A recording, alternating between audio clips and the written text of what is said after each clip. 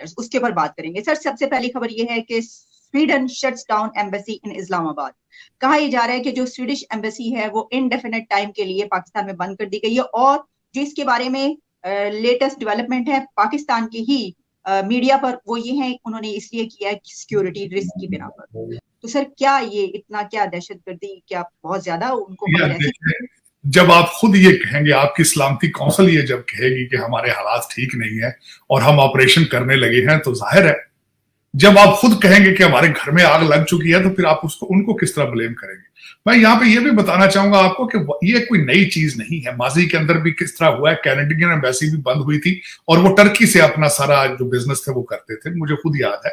और मैं यहाँ पे ये भी बताना चाहूंगा कि पाकिस्तान के अंदर जितने ज्यादातर जो वेस्टर्न डिप्लोमेट्स हैं, I have a relationship with them. I each time I go to Pakistan, I see them, I meet them. वहां बिलखसूस अमेरिकन एम्बेसी के अंदर भी उनके सिर्फ उनके फैमिलीज उनको अलाउ नहीं है इस वक्त। ज्यादातर जो है वो मुलाजमीन उनके एम्बेसी के अंदर रहते हैं सिक्योरिटी रिस्क की वजह से, और अगर बाहर भी रहते हैं तो वो बेचारे एक घर को लेकर उसमें अपने कमरे शेयर करते हैं, क्योंकि अभी तक you are still in the heart आपका Pakistan is a very hard station from that point of view. तो उसको अगर देखा जाए तो ये स्वीडन की एम्बेसी का बंद करना को पहली दफा ये इस तरह नहीं हुआ, माजी के अंदर इसकी मिसालें मौजूद हैं। तो उसमें मेरे ख्याल में अब दोबारा शायद ये वेव आना हो। लेकिन एक मैं ये बात आपको यहाँ जरूर बताना चाहूंगा कि पाकिस्तान के हालात जो है वो बिल्कुल ठीक नहीं है।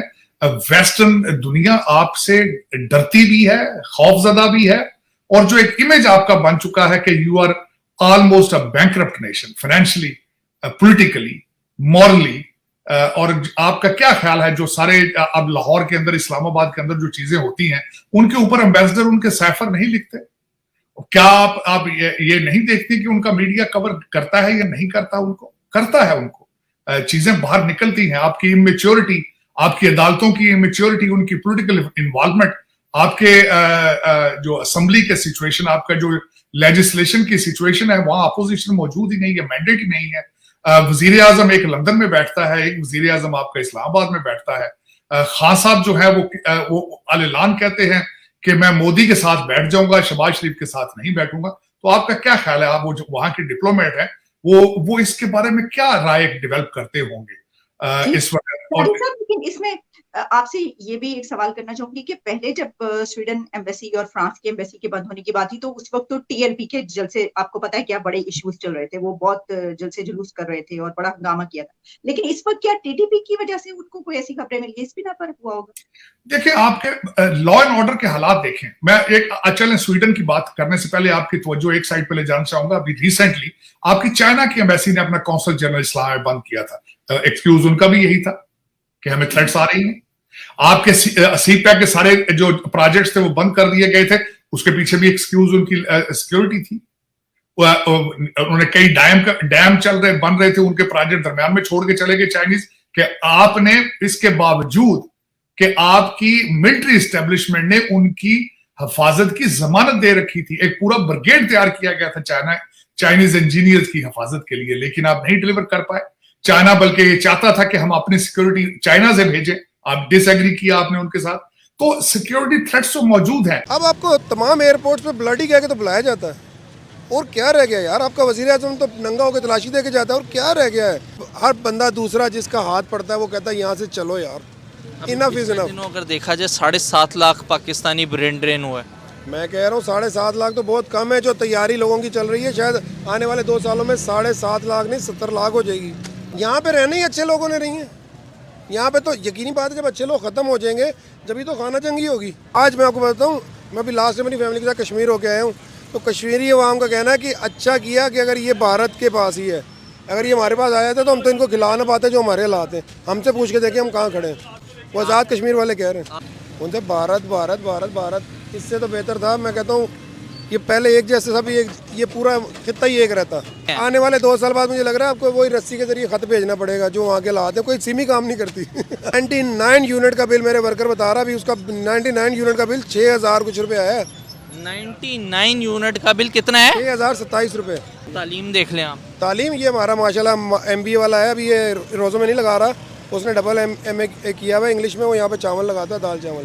तंग आ गया, वो कहता है जितने की नौकरी मिलती है इससे अच्छा दाल चावल लगाओ, कम से कम डेली पैसे तो बचते ये हैं। वो है जिसने डबल मास्टर्स किया हुआ है। जी यहाँ पे लगाता है ये तरबूज वाले के साथ।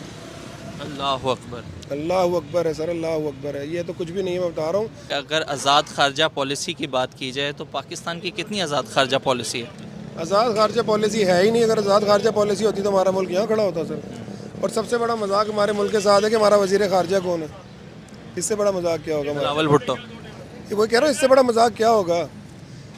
ये सर इन्होंने मुल्क को बेच खाया है। ये गंदे हुक्मरान जो हमारे मुल्क पे मुसल्लत हो गए हैं, और हमारी तो दुआ है अल्लाह ताला इनसे जल्द से जल्द हमारी जान छुड़वा दे। सर यूक्रेन की जो डिप्टी फॉरेन मिनिस्टर हैं वो इंडिया के दौरे के ऊपर हैं और उन्होंने ये कहा है कि हम कोई नहीं होते कि भारत को जो है वो इंटरप्ट करें फॉरेन पॉलिसी के अंदर। वो ख़ुद बेहतर मतलब तमाम चीज़ों को पूरी दुनिया के अंदर बड़ा अच्छे तरीके से मैनेज कर रहा है। किस हद तक एग्री करते हैं आप इस बात? सर इस बात से हम इसलिए एग्री करते हैं कि वो तो पूरे ग्रुप में शामिल हो चुका है।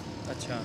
और दूसरी बात ये कि वो भारत का हमारा क्या मुकाबला रह गया है? उसके रिजर्व देखें, हम कहाँ खड़े हैं, हम तो बांग्लादेश से भी पीछे चले गए। और यूक्रेन की बात में वो भारत अपनी हर बात बनवा के देखें ना, आज हमारे से कहाँ निकल चुके हैं। उसके रिजर्व देखें, उसके मामला देखें, उसकी खारजा पॉलिसी देखें, इनके काम देख लें। इसमें से कमीशन खा लो, उसमें से कमीशन खा लो, ये कर लो, वो कर लो, क्या रह गया? इन्होंने छोड़ा ही कुछ नहीं मुल्क पे, कोई इन पे एतबार नहीं करता। सर ये देखें आज यूक्रेन की तरफ से स्टेटमेंट आई है, we are not in a position to interrupt India. और उसके बाद फिर यूएस की तरफ से भी आने वाले टाइम में इस तरह की आएगी। और पूरी दुनिया जो है वो मतलब भारत पे डिपेंड कर रही है, लेकिन भारत से अपने मुतालबात नहीं मनवा रही, जबकि पाकिस्तान पे हर कंट्री का प्रेशर है। इसलिए प्रेशर है ना कि ये हर बात को, ये इनके पास है क्या जो इन्होंने लेना है और करना है? वो अपने आप पे खड़ा हुआ है, अपनी हर अच्छी बुरी करना चाह रहा है, तो उसकी वहाँ उसके साथ है ना। थर्ड टाइम वो आ जाएगा दोबारा, मोदी। उसमें डैमेज क्या हुआ है? उन्होंने उसमें इंटेल जो शेयरिंग की है, और मैं इसको कंक्लूड भी करना चाहूंगा, उस इंटेलिजेंस शेयरिंग के अंदर क्या निकला है। देखें, आपने अपने एडवर्सरीज के ऊपर तो इंटेल करनी है ना। आपने अमेरिका ने चाइना के खिलाफ कर ली, तो करते होंगे रशिया के खिलाफ। उसमें सबसे जो खतरनाक चीज ये निकली है कि अपने एलाइज के ऊपर ये क्या कर रहे हैं, इंटेलिजेंस क्या उनके कर रहे हैं, उसके बारे में इनकी ओपिनियन क्या है अपने एलाइज के बारे में। अब इन्होंने सबसे पहले तो ये उसमें इंकशाफ किया है उस इंटेलिजेंस के अंदर कि यूक्रेन के पास मिसाइल्स खत्म होते जा रहे हैं, एयर डिफेंस अब फ्यूचर में अपनी एयर डिफेंस नहीं कर पाएंगे। तो ये रशिया के लिए एक बड़ा के ये, और दूसरा उसमें इनकी हिपोक्रेसी ये है कि दुनिया में जब बैठते हैं प्रेस कॉन्फ्रेंस में तो कहते हैं Ukraine is winning, we are supporting Ukraine, Russia is losing. लेकिन अंदर इनकी अपनी सोच ये है कि यूक्रेन विल बी शॉर्टली ही will be losing the war.